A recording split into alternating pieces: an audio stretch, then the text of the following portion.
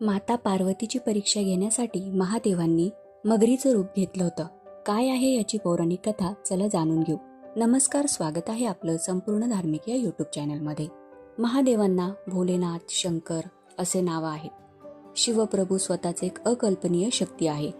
ते क्रोधित झाले आणि तिसरा डोळा उघडला तर अनर्थ होईल आणि संपूर्ण विश्वाचा नाश होईल असे मानले जाते. एवढे शक्तिशाली महादेव स्वभावाने मात्र अतिशय मऊ आणि भोळे आहेत. त्यांना प्रसन्न करणे अतिशय सोपे आहे, त्यामुळे त्यांना भोलेनाथ असेही म्हणतात. माता पार्वती या प्रभूंच्या अर्धांगिनी आहेत. कठोर तपश्चर्येनंतर माता पार्वतीचा विवाह महादेवाशी झाला. या संदर्भात एक पौराणिक कथा आहे. भगवान शंकराने एकदा माता पार्वतीची परीक्षा घेण्यासाठी मगरीचे रूप घेतले होते असे मानले जाते. पौराणिक कथेनुसार पर्वतराजाची कन्या माता पार्वतीने महादेवाशी विवाह करण्यासाठी कठोर तपश्चर्या केली. तिने अनेक वर्ष जंगलात तपश्चर्या केली. अनेक वर्षांच्या कठोर तपश्चर्येनंतर महादेवांचे दर्शन झाले. जेव्हा शिवप्रभूंनी माता पार्वतीला आशीर्वाद देऊन इच्छा विचारली, तेव्हा माता पार्वतीने त्यांच्याशी विवाह करण्याची इच्छा व्यक्त केली. महादेवांनी पार्वतीची इच्छा पूर्ण करून तिच्याशी लग्न करण्याचे वरदान दिले. वरदान देऊन ते पुन्हा निघून गेले. भगवान शंकरांनी पार्वतीची लग्नापूर्वी परीक्षा घेण्याचे ठरवले. त्यांनी 7 ऋषींना पाठवले. या सप्तऋषींनी माता पार्वतीला समजावण्याचा प्रयत्न केला की भगवान शिव अशुभ आहेत, अशुभ पोशाख धारण करतात, जटाधारी आहेत, गळ्यात नाग आहे आणि त्यांचं वाहन नंदी आहे. तुमच्यासाठी तो योग्य वर नाही आणि महादेवाशी लग्न करून तू सुखी होणार नाहीस, हे देखील त्या सप्तर्षींनी सांगण्याचा प्रयत्न केला.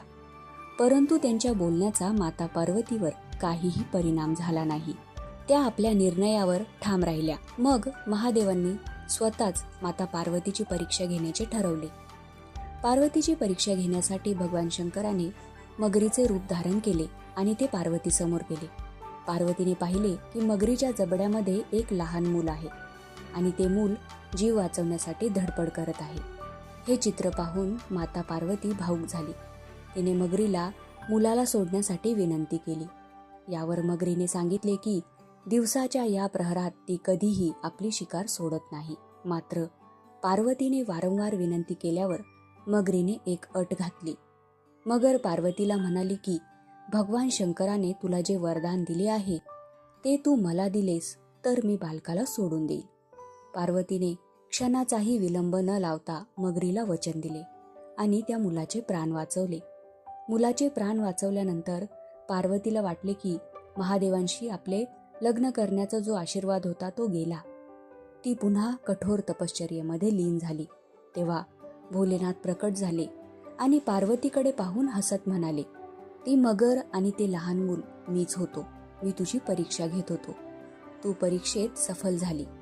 यानंतर भगवान शंकरांनी माता पार्वतीशी विवाह केला आणि तिला आपले अर्धांगिनी बनवली. अशा प्रकारे महादेवांनी माता पार्वतीची परीक्षा घेण्यासाठी मगरीचे रूप धारण केले. मित्रांनो, ही कथा तुम्हाला आवडली असेल तर इतरांसोबतही शेअर करा आणि संपूर्ण धार्मिक या यूट्यूब चॅनलला सबस्क्राईब करा. धन्यवाद.